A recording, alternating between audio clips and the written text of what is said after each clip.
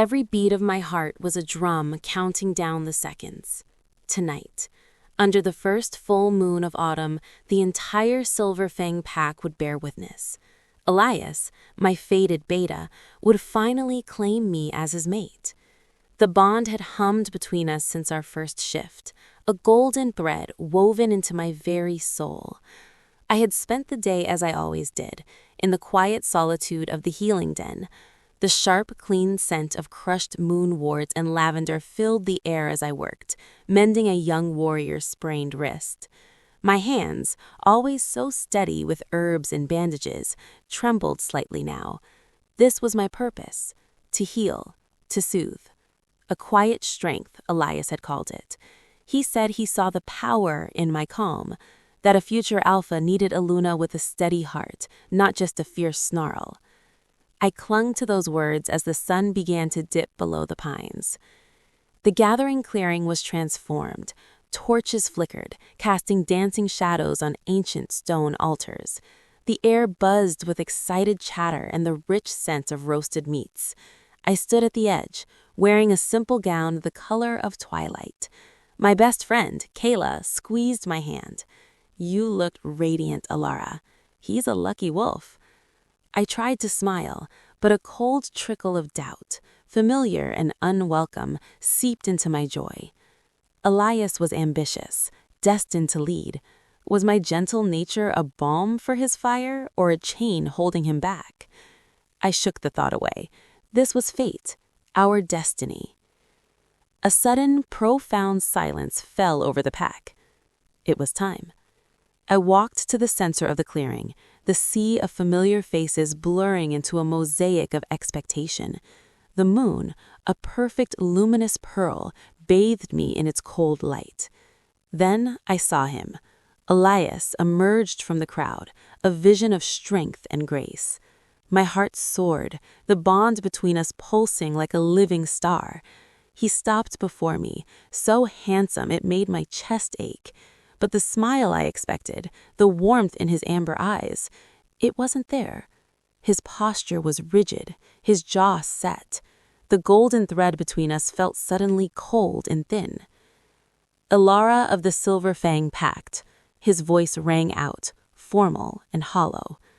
The moon blessed us with a destined path. He paused, his gaze sweeping over the elders, over our alpha, and then over a figure standing in the deepest shadows at the tree line, a visitor, a man of immense, silent power I hadn't noticed before. My breath hitched. Elias's eyes returned to me, empty. But a pack's future demands more than a gentle heart. It demands unbreakable alliances. It demands a Luna forged in battle, not bound in bandages. The world tilted. The buzzing in my ears drowned out the gasps of the crowd. No, this wasn't happening.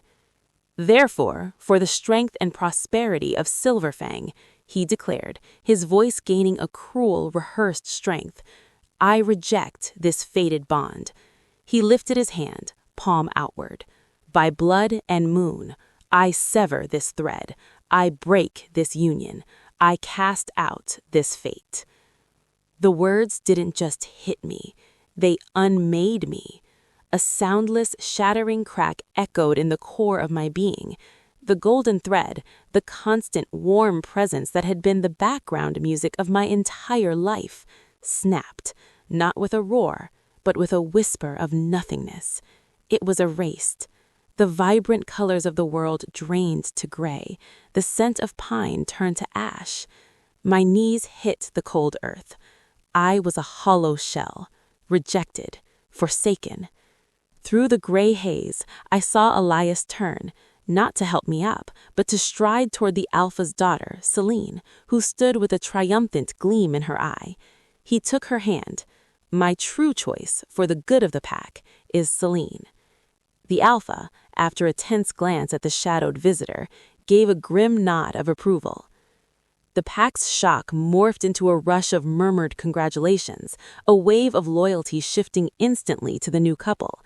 A circle of empty space widened around me, the epicenter of shame. I was invisible, a ghost at my own funeral. As I pushed myself up to my trembling feet, covered in the dirt of my own devastation, I felt a gaze upon me, heavy, intent. I looked up. The stranger in the shadows, the visitor, was looking directly at me.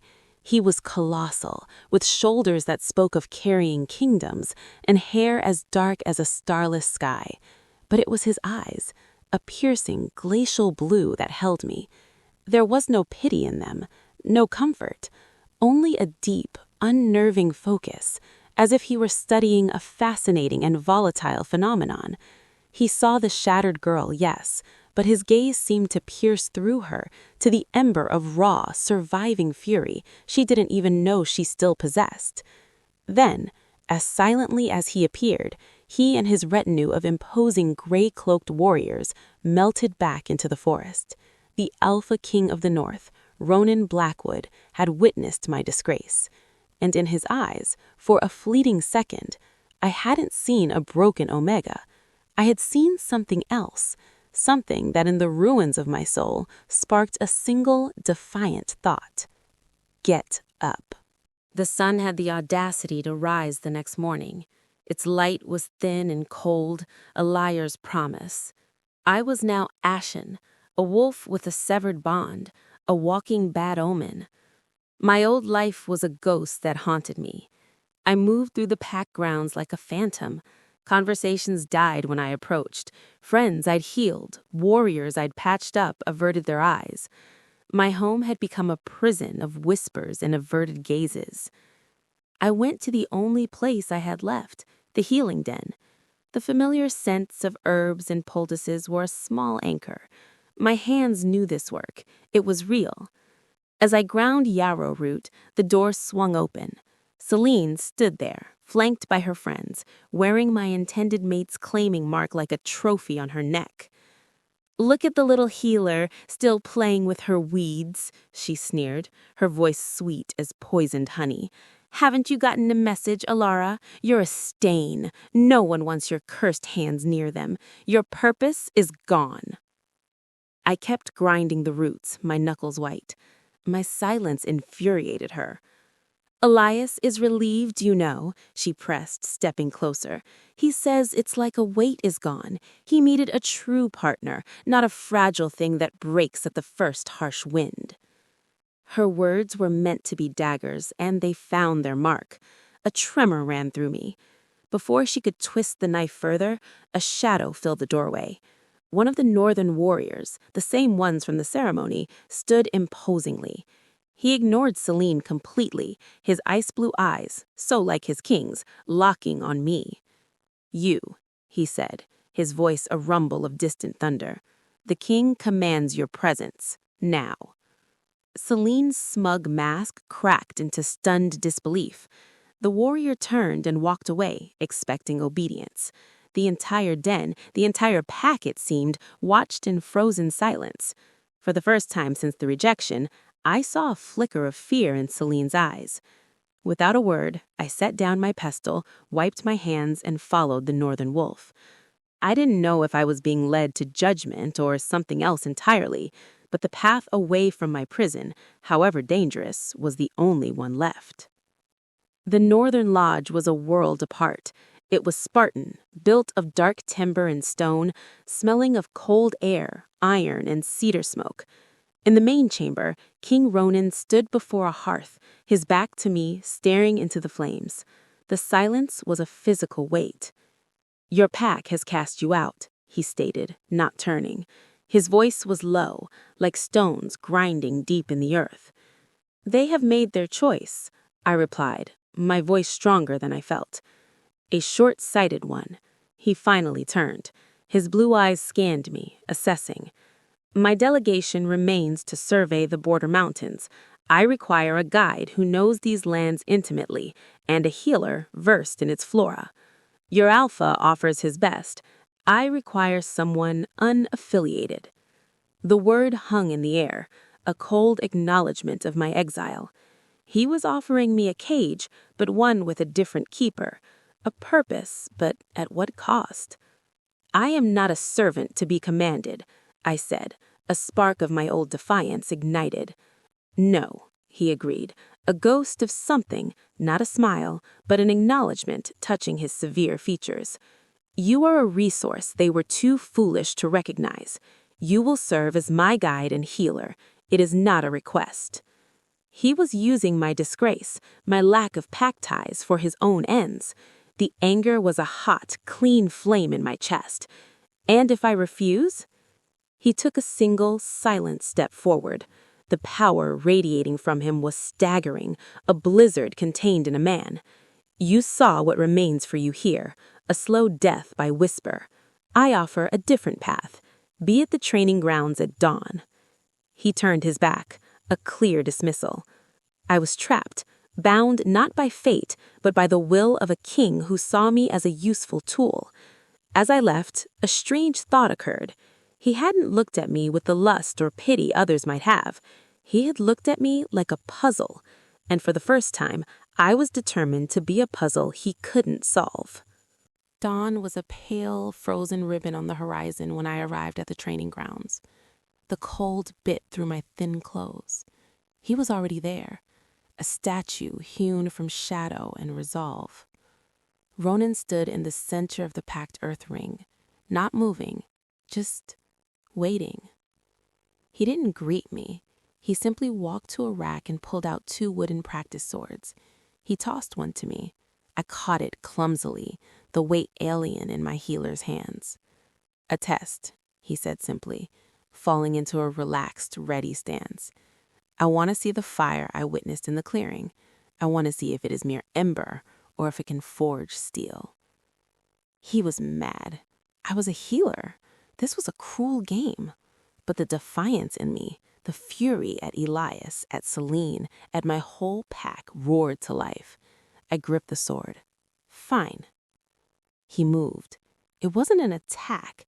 It was a river of controlled motion. I was a clumsy rock in his stream. He flowed around my panicked blocks, his wooden blade tapping my shoulder, my side, my knee. 12 times he could have struck a killing blow. He was probing, testing my reflexes, my spirit. Frustration burned away my fear. With a cry, I abandoned all technique and charged, using my smaller size to duck and weave. For a heartbeat, I surprised him.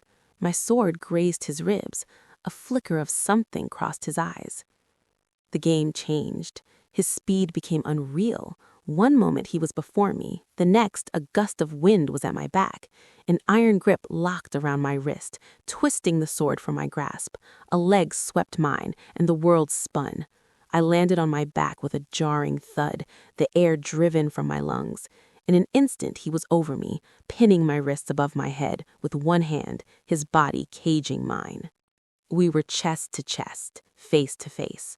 I could see the faint scar that cut through his eyebrow, the flecks of silver in his blue eyes, the faint mist of our mingled breath in the frigid air. My heart, pounding from the fight, now hammered against a new, terrifying sensation.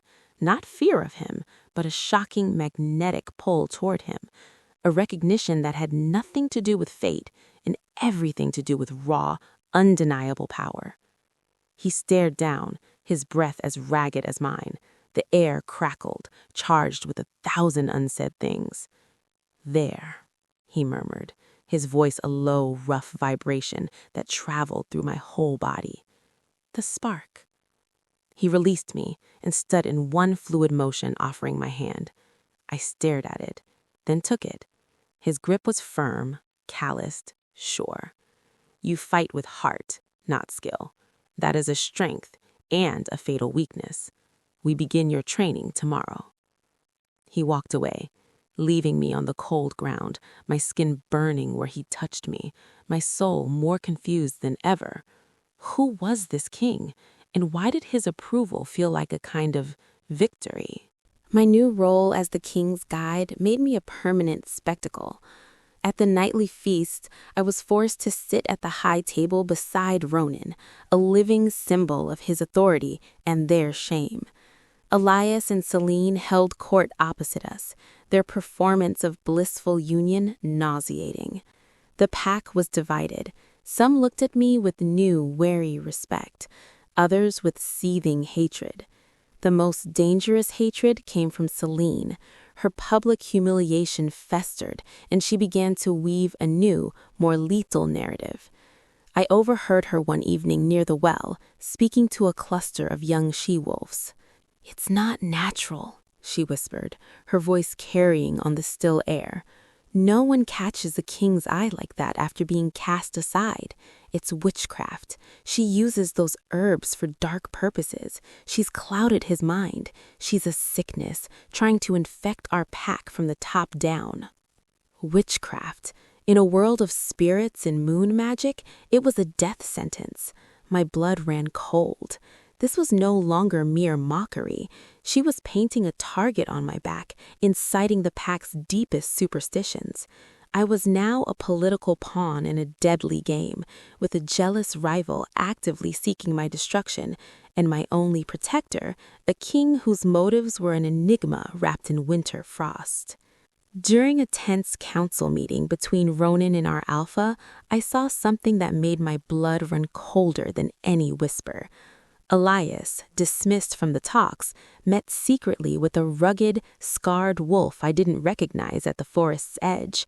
I hid, my new senses from training making me quieter, more alert. I caught only fragments, until payment upon delivery. The northern ridge is vulnerable. Full moon. Rogues. He was talking about rogue wolves, the feral, packless outcasts. Treating with them was the highest treason. Elias wasn't just ambitious, he was conspiring with monsters to secure his power. And the target? It had to be Ronan. Removing the visiting king would create chaos. Chaos Elias could use to seize control. The web was far more tangled and deadly than I'd imagined. I had to tell Ronan. But as I rushed back, I saw Elder Corvin, the most respected and wise of our pack, deep in conversation with one of Ronan's most trusted commanders. They were laughing, clapping each other on the back like old friends. The trusted elder was embedded at the king's right hand. If Elias was the blade, Corvin was the hand that guided it, hidden in a glove of loyalty. I was the only one who saw the serpent coiled at the heart of our pack and at the king's own hearth. I had to warn him, even if he still saw me as a tool, even if he didn't believe me. The fate of more than just my broken heart hung in the balance. My hands would not stop trembling as I requested a private audience. I was taken to Ronan's strategy room, a place of maps and grim purpose. He was there with his commanders, and standing among them as an honored advisor was Elder Corvin. My heart sank. "Speak," Ronan commanded, his gaze intense. I laid it all out. The whispered meeting with the rogue, Elias's treasonous words, the plot for the full moon. I spoke with desperate urgency, my eyes pleading with him to see the truth. As I spoke, I watched Corvin. He didn't look guilty. He looked profoundly sad, like a grandfather watching a beloved child succumb to madness. When I finished, the room was silent. Ronan's face was a mask, his blue eyes searching mine.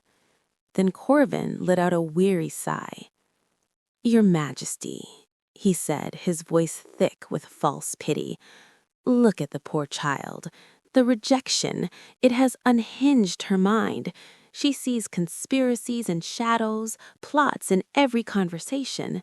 She cannot accept that Elias simply chose a stronger path." He turned his gentle eyes on me. "Alara, my dear, your pain is speaking, not your reason. You wish to see Elias punished, so you invent monstrous lies." Then he faced Ronan, his expression grave. "The boy is ambitious, yes, but loyal. It is Alara who has a motive for revenge. Consider, sire, what if she is the trap? What if she feeds you these lies, hoping you will eliminate her rival for her? What if she is in league with these very rogues, promising them spoils once both you and our beta are removed?" The words were a masterstroke. They painted a picture of a cunning, manipulative female using a powerful male as a weapon. It was the exact blueprint of betrayal Ronan was rumored to have suffered in his past. I saw the change in his eyes. The flicker of trust we'd painstakingly built during training in our silent understandings froze and shattered. The glacial wall slammed down. He looked at me as if I were a stranger, a beautiful, poisonous spider he'd let into his chamber. His voice, when he spoke, was quiet and utterly devastating. "How do I know you are lying?" It wasn't a question, it was a verdict. He didn't believe me. The one person I had begun to think might see me truly now saw only a traitor. This was a deeper despair than the rejection. This was the death of hope. "There will be a formal security council tonight," Ronan announced, his cold gaze never leaving my face. "You will attend." I knew then, with absolute certainty, the council wasn't to discuss my warning. It was the trap itself, and I was the bait being led to the slaughter. The darkness was not empty. It was a quiet, deep ocean. The searing pain was a distant star. I was drifting away, the cold tide of oblivion pulling me under.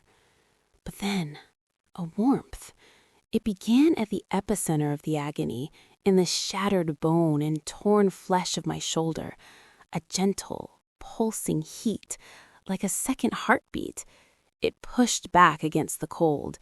It grew, spreading through my veins, a clean, electric warmth, a hum of something ancient and dormant, stirring from a millennia-long sleep.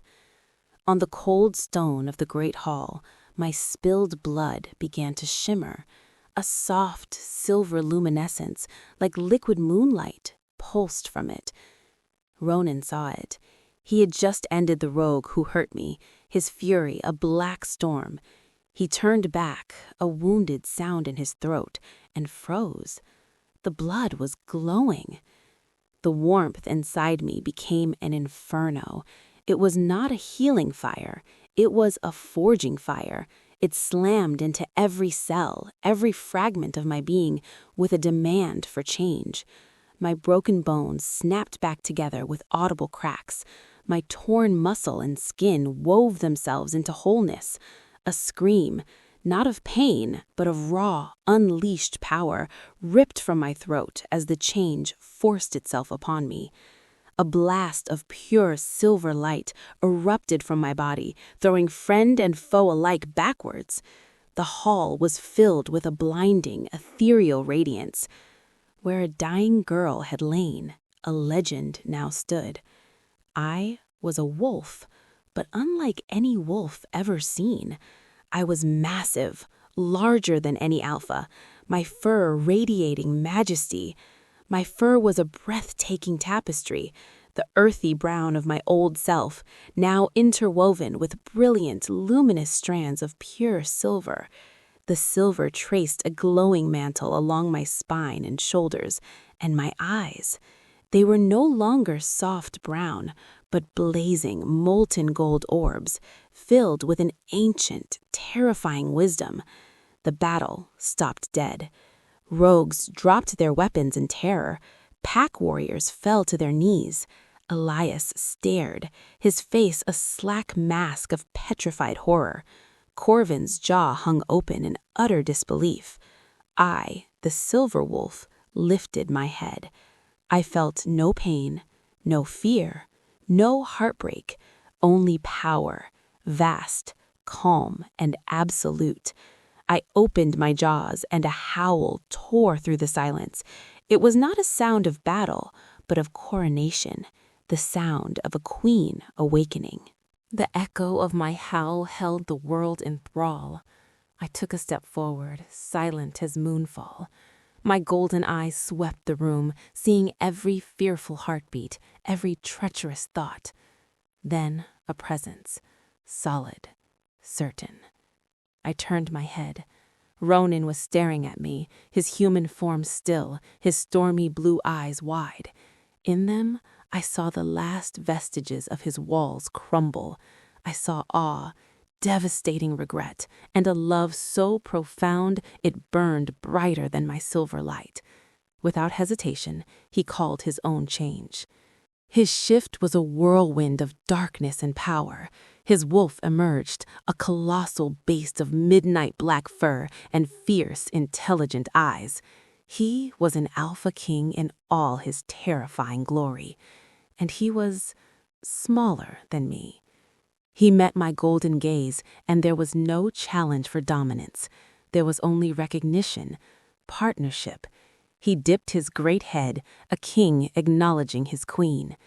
We moved as one, a storm of shadow and silver. I was speed and impossible grace, a flash of light that disarmed and disabled. He was raw, unstoppable force, a hammer of darkness that shattered all resistance. We didn't need words. We were two halves of a single thought. I would trip a rogue, he would be there to finish the charge. He would scatter a group, I would pick them off with serene, lethal efficiency. The remaining rogues broke completely, their courage evaporating before the myth made real. They fled, scrambling over each other to escape. We let them run, our focus narrowing to the two traitors left standing. The snarling, cornered elder Corvin and Elias pressed against a wall, his sword shaking in his hand. Ronan shifted back, his human form crackling with restrained violence. He faced Corvin. "You speak of corruption and purity," Ronan said, his voice deathly quiet. "Your poison is the only corruption here." Corvin spat, his benevolent mask gone, revealing the fanatic beneath. "I preserved our lineage. She is an abomination, a mistake of fate." Ronan moved faster than sight, a single efficient motion, a sharp crack, and Corvin's body slumped to the floor. The hidden serpent was dead. Then Ronan turned to me, his eyes full of a reverence that stole my breath. He walked to me as I stood in my human form once more, silver streaking my hair, my skin humming with power. He gently touched a silver strand, his fingers trembling. "I was a fool," Ronan said, the confession raw. "I let the ghost of an old betrayal blind me to the truth standing before me. Fate didn't fail me. It was waiting, waiting for you." He leaned his forehead against mine, a gesture of utter belonging. "You are not a curse, Alara. You are the answer."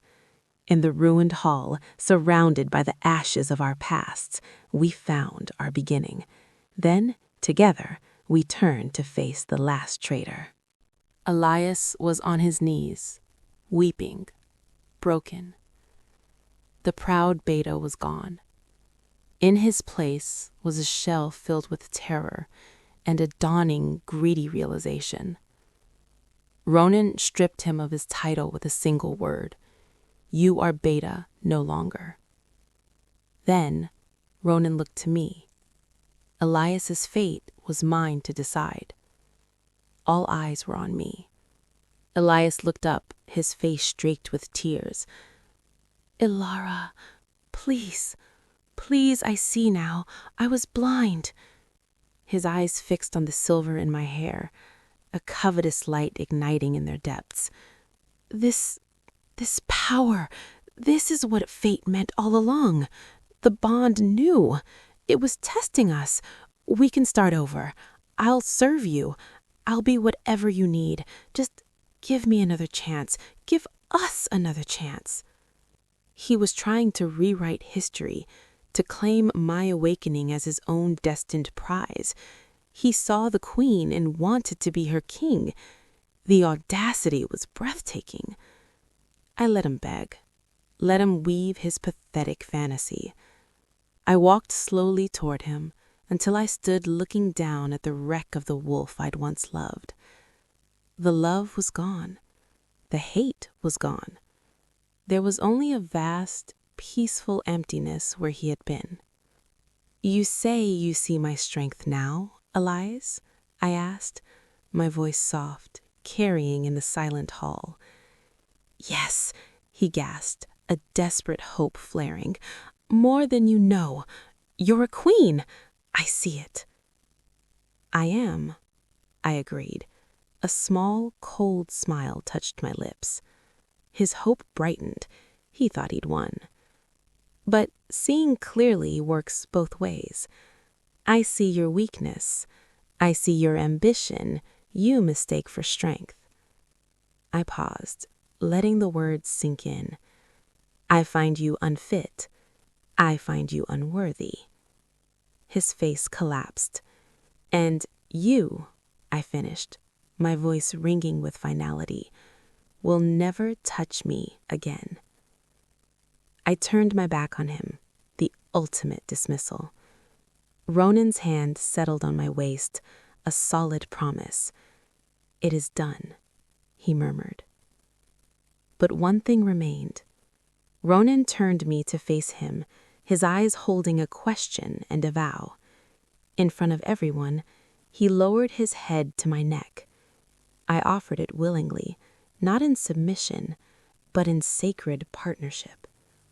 His canines sunk into my skin. It was not a pain, but a completion, a brilliant, silent explosion of power, silver light and shadowy depth, moonlight and storm, arc between our souls. A bond not of forced fate, but of fierce, chosen loyalty. A king and his queen, claimed in truth. Chapter 10. Crown of Moonlight.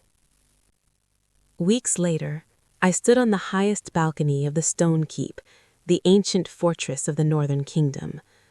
The wind carried the scent of snow and pine from the endless forests below. This was not my birthplace, but it was my home. My home was the man beside me, his arm a warm, steady weight around me, his bond a constant, comforting hum in my soul. Below, in the massive courtyard and the plains beyond, the united northern packs had gathered. Thousands upon thousands of wolves, in human and wolf form, stood silent. They looked up at their king and at the silver-streaked queen beside him.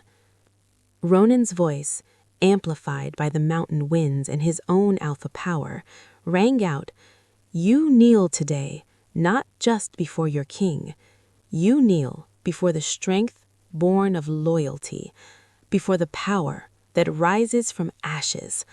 You kneel before your queen, Ilara Blackwood, the Silver Monarch." As one, the sea of wolves knelt, a wave of motion and respect that swept to the horizon. The sound of it was like distant thunder. Far, far away, beyond the borders of any civilized land, a lone, ragged figure stumbled through a desolate pass. Elias, the beggar of a ruined dream, looked back one last time toward the distant gleaming stone keep. He saw the two luminous figures on the balcony, crowned in sunlight and authority. He saw what he had thrown away, not out of necessity, but out of blindness and greed. A hollow wind moaned through the pass, the only answer to his regret. On the balcony, I didn't spare a glance for the past. My hand found Ronan's, our fingers laced together. I looked out at our people, at the vast, wild future stretching before us, a future of strength built on mutual respect, of a pack healed by truth, and of a love that was not a shackle of fate, but the foundation of a dynasty. I was Ilara, the Omega Healer. I was Ilara, the Silver Queen. I had been forsaken by a false fate and reborn by a true fire. And my story, our story, was just beginning.